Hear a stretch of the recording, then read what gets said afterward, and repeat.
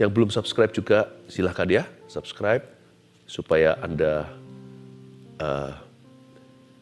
terus bisa mengikuti bangunan rohani yang terjadi di gereja kami, di dalam pelayanan kami. Semua untuk kemuliaan Tuhan. Buka Amsal 4 ayat 23, jaga hati dengan ini. Haleluya. God is so good. Jaga hati dengan apa? Kita baca dulu ayatnya. Amsal 4 ayat 23. Jagalah hatimu dengan segala kewaspadaan. Karena dari situlah terpancar kehidupan. Sekali lagi, jagalah hatimu. Itu perintah, bukan saran. Kalau kita cinta Tuhan, harta terbesar kita adalah hati sendiri. Jagalah hatimu dengan segala kewaspadaan. Berarti ada extreme measures being applied to your heart. Ada takaran-takaran luar biasa yang Anda aplikasikan kepada hati sendiri. Ada sebuah standar ilahi. Kalau bicara soal jaga hati. Kalau kerja nggak boleh asal-asalan. Padahal hanya demi money. Hati itu tempat tinggal Roh Kudus. Dari situ terpancar kehidupan. Dan kemuliaan Tuhan juga mengalir dari sana. Your heart is your treasure. Hatimu adalah hartamu yang terbesar. Jagalah. Jagalah dengan segala waspada. Kata dengan segala kewaspadaan menunjukkan kesengajaan. By design, on purpose. Secara sengaja, secara terencana. Nggak boleh kalau kita itu, kondisi hati kita itu nggak boleh kebetulan. Nanti menjadi orang yang terombang-ambingkan. Sebentar happy, sebentar lagi depresi. Tuhan memberi kepada kita kunci kerajaan sorga yang Tuhan berikan ke Petrus itu bukan hanya untuk mendirikan gereja, tapi juga untuk bisa mengunci bait suci di dalam kita. Lock into your heart the temple of God where the Holy Spirit dwells. Kuncilah di dalam jiwamu bait Allah itu di mana Roh Kudus tinggal. Your heart is your treasure. Harta terbesar kita adalah hati kita. Buat apa? Kalau kita itu memperoleh segala sesuatu di dunia, tapi kehilangan nyawa kita. Buat apa kita peroleh semua, tapi tidak punya hati untuk Tuhan. Dan tidak punya hati untuk sesama. Dunia ini semakin heartless. Kalau bisa keluarga pun dijual. Demi apa? Demi perkara-perkara duniawi. Jangankan Tuhan. Jangankan keluarga. Tuhan aja bisa dijual. Berapa banyak orang pindah kepercayaan. Demi karir semata-mata. Atau hanya karena, Tuhan yang satu ini kok nggak pernah menjawab doa. Padahal bukan begitu. Ternyata dengan mudah berubah setia. Hati kita itu kalau tidak terkunci untuk Tuhan akan segera dicuri oleh setan. Dan kalau kita hidup, masih lanjut lagi hidup sampai tua, tapi sudah tidak punya hati untuk Kristus, buat apa? Jagalah hatimu dengan segala kewaspadaan. Karena dari situlah terpancar kehidupan. Setiap keputusan itu memang dirancang di otak. Tapi dorongannya itu dari hati. Otak ini bisa schemes a plan. Dia bisa merancangkan suatu siasat atau strategi. Tapi tergantung nafsu atau kasih. Orang bisa brilian. Tapi kalau rohaninya tidak karuan. Segala kepandaian akan dipakai untuk merusak dirinya termasuk orang lain juga. Banyak kriminal itu pinter-pinter orangnya. Dan juga kita bisa membuat suatu perencanaan yang mutakhir, yang wahid, untuk cari duit sebanyak-banyaknya, menipu kanan dan kiri, atau bahkan yang halal pun juga bisa. Tapi semua didorong dari nafsu hati untuk memperoleh lebih. Hidupnya nggak seimbang, tidak ada kehidupan, yang dimiliki hanya duit doang. Buat apa hidup kayak begitu? Dari situlah terpancar kehidupan. Kehidupan yang Tuhan janjikan itu kehidupan yang lengkap. Dimulai dari kehidupan rohani dulu. Kehidupan keluarga. Keluarga fondasi karir. Dan karir diberkati itu selalu ada tujuannya. Hidup kita itu lengkap, fully. Aku datang untuk memberimu hidup dan hidup dalam segala kelimpahan. Itu bukan kemakmuran. Tapi hidupmu itu penuh tujuan. Gak hanya berhasil di satu sisi, lalu gak keruan di sisi yang lainnya. Sebab keberhasilan Anda di satu bidang tidak bisa menebus kegagalan Anda di rumah contohnya. Buat apa jadi seorang yang kaya raya, berhasil segalanya, konglomerat bahkan, tapi jadi papa yang gagal. Suksesmu di karir tidak bisa menebus dosamu di dalam rumah. Tapi janji Tuhan adalah kalau Tuhan memberi kehidupan, Dia memberikan kehidupan itu selengkap-lengkapnya. Susah payah tidak menambahinya. Maksudnya tidak ada kutukan, tidak bocor dari pintu belakang. Dan itu semuanya terjamin jikalau hatimu melekat pada Kristus. Melekat pada Tuhan.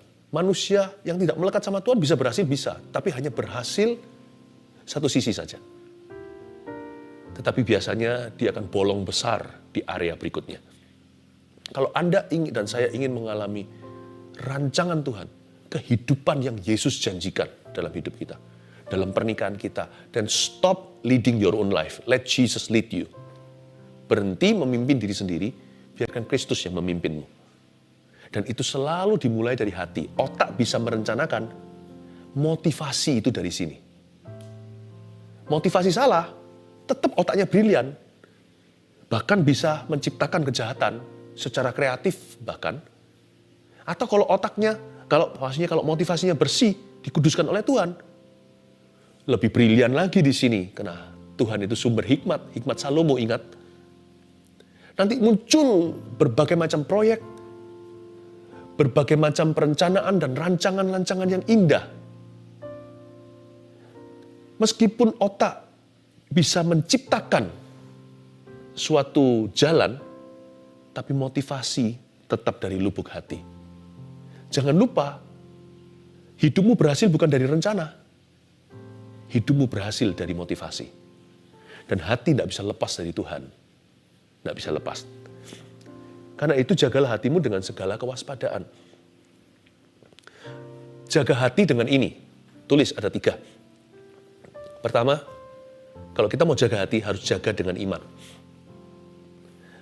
Iman kita harus lebih besar daripada ketakutan kita. Kita harus jaga hati dengan iman. Punya rasa takut itu normal, karena kita adalah manusia. Kita semua punya ketakutan. Tidak perlu kita sangkali, oh tidak boleh takut, tidak boleh takut. Enggak. Mungkin kita punya rasa takut dengan hal-hal tertentu. Tidak tentu itu setan. Tapi, kalau kita punya rasa takut, jangan diam. Jangan tidak berbuat sesuatu. Kita biarkan aja rasa takut itu pelan-pelan jadi besar. Dari anjing kecil, papi, menjadi anjing yang raksasa. Jangan biarkan rasa takutmu menjadi penguasa dalam dirimu. Dimulai dengan takut biasa, menjadi takut yang paranoid atau berlebihan. Orang yang punya rasa takut, punya tanggung jawab untuk membangun iman. Kenapa saya baca Alkitab? Karena di dalam firman Tuhan terletak iman. Saya baca firman Tuhan itu, iman saya dikuatkan. Kenapa saya berbahasa roh, berbahasa lidah? Bukan berarti saya lebih rohani dari Anda yang belum dapat karunia Pentakosta. Tapi karena saya mau membangun manusia rohani saya dengan cara yang supranatural, sebuah jalan yang Tuhan bukakan. 2000 tahun lalu, gereja mula-mula mendapatkan pencurahan Roh Kudus. Yesus tetap sama hari ini. Kenapa saya membangun iman saya? Supaya jangan sampai saya hidup menurut rasa takutku. Apakah saya punya rasa takut? Punya. Jangan kira orang-orang yang memimpin atau yang punya pengaruh, saya tidak berbicara tentang saya ini, saya bicara tentang siapapun di masyarakat ini, justru pohon itu semakin tinggi, hembusan anginnya semakin kencang. Semakin naik gunung yang lebih tinggi lagi, semakin sendirian. Tidak semua orang tahan. Tidak semua orang paru-parunya sekuat itu atau kakinya bisa mendaki gunung setinggi itu. We all have our fearsome moments. Tapi saya pelajari satu hal. Saya harus jaga hati saya dari roh takut. Caranya bukan dengan menghilangkan, melenyapkan, eradicate fear once and for all. Bukan melenyapkan, menghapus semua rasa takut dalam diriku. Tetapi menumbuhkan imanku. Imanku harus bertumbuh. Imanku harus lebih kuat daripada rasa takutku. Dulu saya pernah terluka di lutut saya. Pernah juga dioperasi kecil di sini. Tapi dokter memberitahu kepada saya bahwa lutut ini sudah dioperasi bukan garansi sembuh. Setelah itu, Anda harus olahraga. Kencangkan, kuatkan, besarkan otot paha dan betisnya. Supaya nanti lutut ini disangga. Jadi, sama dengan Anda hari ini, iman Anda harus besar. Lebih besar daripada rasa takut Anda. Nggak perlu kalau kita lihat satu orang selalu dirudung ketakutan, nggak harus kita tengking-tengking saja. Kecuali ada kasus-kasus khusus yang memang berlebihan.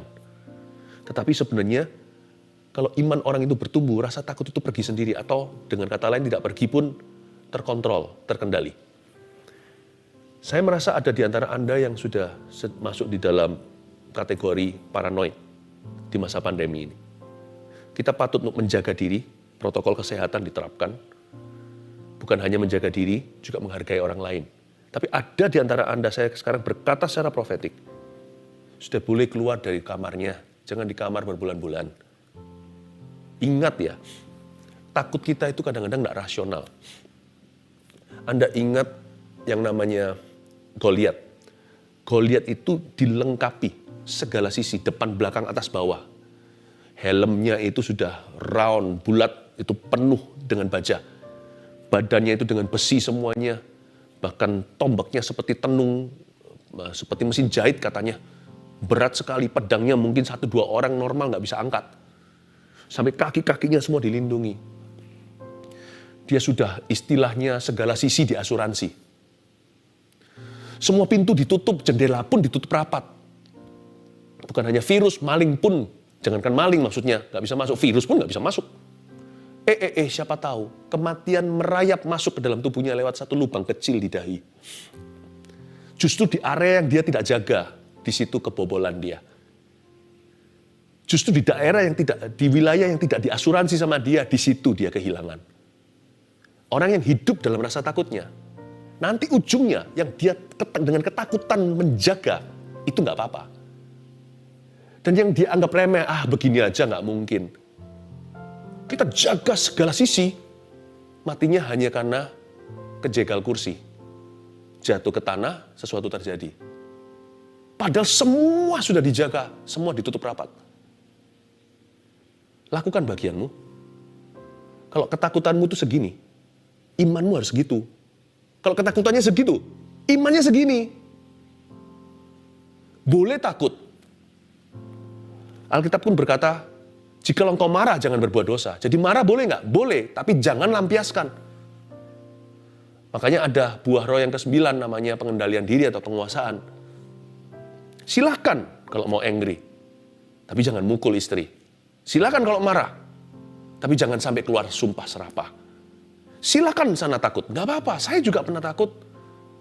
Tidak banyak sih, untungnya tidak banyak. Tapi saya ada malam-malam dalam hidup saya, sepanjang saya ikut Kristus, di mana saya menghadap ke langit-langit, tertidur di ranjang saya. Saya berkata, Lord, I'm scared. Lord, I'm scared. Tapi biasanya pagi hari, tidak lebih daripada 2 hari, I get over it. Saya sudah bisa melalui. Bukan karena fear itu pergi, tapi karena iman saya tumbuh dalam 2 hari itu dengan pesatnya. Karena saya melekatkan diri, merapatkan barisan dengan Tuhan saya dan firman-Nya. Jadi akhirnya yang saya rasakan bukan fear lagi, tapi faith, tapi iman. Masa pernah Pastor Philip gitu? Pernah, semua orang pasti ada waktu-waktu demikian. Nggak banyak sih kalau setiap hari, nah itu sesuatu yang nggak normal. Tapi I remember, saya bisa recall, saya bisa ingat, ada momen-momen di mana saya berkata pada Tuhan, merinding dan berseru begini, Lord, I'm afraid. Kadang-kadang bisa tahu saya takut apa, kadang-kadang saya nggak tahu. What am I afraid of? Pokoknya I'm scared. Ada waktu-waktu seperti itu. Paulus pun pernah kan, makanya Tuhan memberi dia penglihatan, di mana Tuhan berdiri di sampingnya dan berkata, aku punya banyak pengikut di kota ini. Jangan takut, terus beritakan Injil. I am with you. Do not fear, jangan takut. Yesus, Tuhan Yesus di Getsemani didatangi malaikat untuk menguatkan. Sebelumnya Musa dan Elia di gunung transfigurasi berubah-ubah. Tuhan Yesus bawa murid-muridnya, Petrus, Yohanes, dan Yakobus. Kenapa? Tidak sanggupkah kamu berjaga bersama dengan aku? I need you. Anak Allah loh. Tapi Yesus berdoa, bukan seperti kita membiarkan rasa takut merasuk kita. Yesus berdoa lawan arus hingga meneteslah peluh darah. Saya kalau begitu, saya nggak lama setelah itu, saya ambil Alkitab saya, berbahasa roh, berbahasa lidah, nangis, nyanyi. Kalau perlu saya tersungkur di depan Kristus. Saya tidak lawan itu takut, tapi saya tumbuhkan iman, dan iman itu lebih besar dari rasa takut. Itulah kemenangan. Tangkap ini, jaga hati itu bukan berarti hatinya kayak malaikat. Jaga hati itu berarti pilih apa yang Anda tumbuhkan. Jaga dengan iman. Sebab iman kita harus lebih besar dari rasa takut kita. 2. Jaga hati dengan apa? Dengan pengharapan. Pengharapan kita harus lebih besar daripada penyesalan kita. Jaga hati itu dengan pengharapan. Saya suka baca Alkitab, setiap kali saya buka Alkitab, saya dapat pengharapan yang baru. Jarang buka, jarang ada pengharapan. Sering buka, sering ada pengharapan. Tidak buka, tidak ada pengharapan. Karena manusia selalu merekam hal-hal yang buruk, apalagi dari masa lalu. Kalau kita menyesal sesuatu, kita pernah berbuat salah, atau mungkin hidup kita ngalami kecolongan sesuatu apa, ya udahlah. Apa yang sudah terjadi di belakang kita itu sebagai lesson, sebagai kuliah, biaya mata kuliah. Tapi kalau tidak diimbangi dengan sebuah pengharapan atau janji baru yang kita terima, atau janji lama yang diperbarui dalam hati, lama-lama kita ini bisa hilang visi. Karena itu saya suka sekali ketika saya berbahasa roh, hati saya itu melompat-lompat, tapi saya belum dapat substansinya, belum dapat esensinya. Ketika saya berbahasa lidah, roh saya itu jadi peka untuk terima pengharapan dari Allah. Ketika saya buka Alkitab, pengharapan itu menjadi jelas dalam kata-kata yang saya dapat pahami. Waktu saya berbahasa roh saya dipersiapkan. Ketika saya buka Alkitab, akal budi saya menangkap janji-janji Tuhan. Indah. Saya sering mencatat, saya tulis Tuhan berjanji gini, ayatnya di sini. Tuhan berjanji begitu, ayatnya di situ. Bahkan di agenda pribadi saya juga, yang harian, yang bulanan, yang sepanjang tahun. Saya punya itu semuanya. Saya tulis janji Tuhan tahun ini buat saya. Sehingga tahun ini saya selalu berjalan ke depan. Setiap bulan berlalu, mataku tertuju ke ujungnya. Tuhan janji itu pasti akan terjadi. Beritahu aku peranku apa. Itu saja. Hati yang penuh dengan pengharapan. Memandang ke atas. Memandang ke depan. Dan pasti kuat berjuang. Karena bensinnya adalah pengharapan, bukan penyesalan. Penyesalan itu boleh. Tapi menjadi pelajaran buat kita. Mata kuliah tadi yang saya sebutkan. Tapi tidak bisa menjadi gambar depan. Tampak depan kita itu harus janji. Jaga hati itu dengan pengharapan. Waktu hati kita itu view-nya, lihat kalau ke hotel ya, view-nya gunung, laut, itu yang mahal. Yang view-nya itu parkiran, itu yang dijual murah. Jangan view-nya hidupmu, hatimu itu parkiran. View-nya itu harus ke depan, pemandanganmu harus pengharapan. Hati yang dijaga gini, gak gampang jatuh dalam dosa, I guarantee. Karena mau dosa dia mikir, sayang ngapain dibuang di sini. Ngapain aku dihentikan, ngapain aku sia-sia hari ini. Buat apa semua yang kuperjuangkan pupus hanya begini. Kalau orang punya pengharapan, biasanya pikirannya panjang, matanya nggak gelap, nggak buta hati. digoda langsung jatuh. Makanya itu, kita tidak hanya berkanjang pada jangan-jangan. Perintah jangan itu penting supaya kita tahu boundary atau batasan. Tetapi kekuatan iman kita terletak pada pengharapan. Kita diselamatkan oleh pengharapan, kata Roma 5. Kalau orang itu punya hope, biasanya hidupnya punya kekuatan. Kalau orang itu hopeless, itu bahaya sekali. Bunuh diri pun jadi. Matanya gelap, dia nggak bisa lihat hari esok.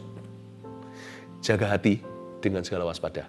Itu artinya isi dengan pengharapan. 3, kasih. Kasih kita harus lebih besar daripada perasaan kita. Jaga hati itu harus dengan kasih. Segala waspada itu maksudnya dijaga dengan kasih. Hati itu harus terus diisi sama kasih. Hati itu harus harus tender. Harus empuk, dibacem terus, direndam di dalam kasih. Dibaptis hanya sekali, badan kita masuk ke dalam water, ke dalam air. Hati kita tidak boleh keluar dari air. Hati kita harus direndam 24 jam sehari, 7 hari seminggu, 365 hari setahun di dalam baptisan Roh Kudus. Terus direndam dalam kasih. Sebab Allah mencurahkan kasih kepada kita lewat Roh Kudus dalam hati kita. Hati kita itu harus penuhi dengan kasih. Tunggu dulu. Kasih itu apa ya Pastor Philip? Kasih itu apakah perasaan love seperti yang dinyanyikan oleh lagu-lagu cinta di dunia love songs itu? Bukan. Kasih itu ternyata bukan sekedar perasaan. Kasih itu kualitas hati. Bukan sekedar feeling. Buktinya kasih itu setia, kasih lemah lembut, kasih murah hati, kasih itu panjang sabar, kasih tidak sombong, kasih tidak merujuk pada perasaan, kasih menunjuk kepada karakter. Kasih itu setia, kasih lemah lembut, kasih murah hati, kasih tidaklah sombong, kasih tidak cemburu, kasih itu panjang sabar, kasih itu setia, kasih lemah lembut, kasih murah hati, kasih tidaklah sombong, kasih tidak cemburu, kasih itu panjang sabar. Oh, I see. Love is not a feeling. Love is quality. Hati kita harus diisi dengan kasih. Maksudnya begini, kalau kita melekat sama kasih Yesus, saya nggak suka sama orang ini. Nggak suka bukan berarti saya nggak bisa baik hati. Karena kasih itu kebaikan. Kasih itu baik hati, kasih itu murah hati. Musuhku datang minta minum, meskipun dia merugikan saya kasih dia minum, memberi bara api di kepalanya. Saya tidak mau membalas kejahatan dengan kejahatan. Karena kasih bukan perasaan. Kalau mau tanya perasaan manusia, pinginnya balas. Tapi kalau hati kita dibacem, direndam di dalam kasih Yesus, kualitas-kualitas yang disebut tadi, kasih itu setia, kasih lemah lembut, kasih murah hati. Kalau Anda menjaga itu, langkah kakimu pun akan dijaga daripada langkah-langkah berdosa. Anda pun tidak akan melakukan seenaknya semau gua. Kalau orang itu hidup dalam kasih, jalan hidupnya dituntun oleh Tuhan. Setiap keputusan akan melibatkan Tuhan Yesus di dalamnya. Karena dia tidak membiarkan perasaan mendikte dia. Tapi yang menuntun hidupnya adalah firman. Kasih itu setia, kasih lemah lembut, kasih murah hati, kasih tidak sombong, tidak cemburu, kasih itu panjang sabar. Jaga hatinya dengan kasih. Dan kalau Anda sudah mulai merasa kering, atau mulai hambar kasihnya, masuklah ke hadirat Allah. Gak apa-apa seperti anak kecil di jamah Tuhan. Saya ini orangnya tidak cengeng. Gak gampang membuat saya nangis. Tapi entah kenapa kalau saya dalam hadirat Tuhan, sekali disentil sama Roh Kudus di jamah aja, saya sudah seperti anak kecil. Seperti anak kecil yang terharu di hadapan Tuhannya. Kalau hati kita mulai hambar, masuklah hadirat Tuhan. Kalau sudah dingin kasih, masuklah hadirat Tuhan. Tuhan akan mengisi dan menjaga hati kita supaya jangan sampai kita jadi orang yang kejam, jadi orang yang dingin, jadi orang yang tidak berperasaan. Jaga hatimu dengan segala kewaspadaan, dengan iman, pengharapan dan kasih, dan yang terbesar adalah kasih. Oh iya, jangan lupa ya untuk like dan komen. Dukung kami terus ya dengan cara mengklik tombol subscribe agar semakin banyak video berkualitas bisa kami produksi.